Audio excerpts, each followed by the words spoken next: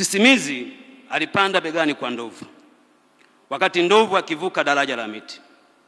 Wakati ndovu akipita juu ya daraja lile kwa uzito wake, daraja lile lilitikisika sana.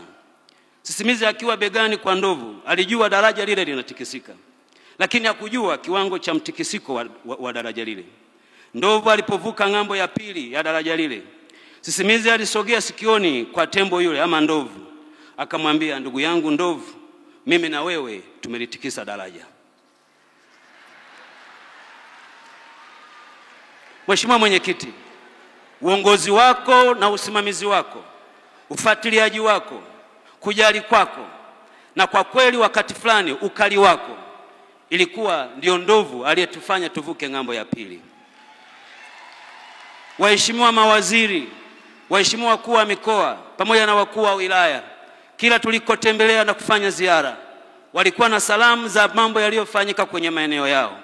Mheshimiwa Mwenyekiti, yalifanyika haya sio kwa bahati mbaya, ni kwa sababu wao walikuwa juu ya bega la ndovu atikisaye madaraja.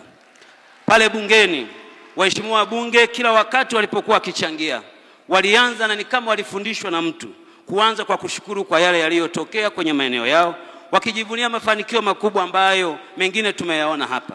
Haya hayakutokea kwa sababu yoyote, ni kwa sababu walikuwa juu ya bega la ndovu atikisaye madaraja. Ndugu Mwenyekiti, maafisa watendaji wa kata, maafisa watendaji wa vijiji, madiwani, kila tulipofanya ziara na wenzangu serikalini, walituma salamu nyingi kwako wakikushukuru sana kwa mambo mengi walioyafanya, huku wakisema hatumdai ila yeye anatudai.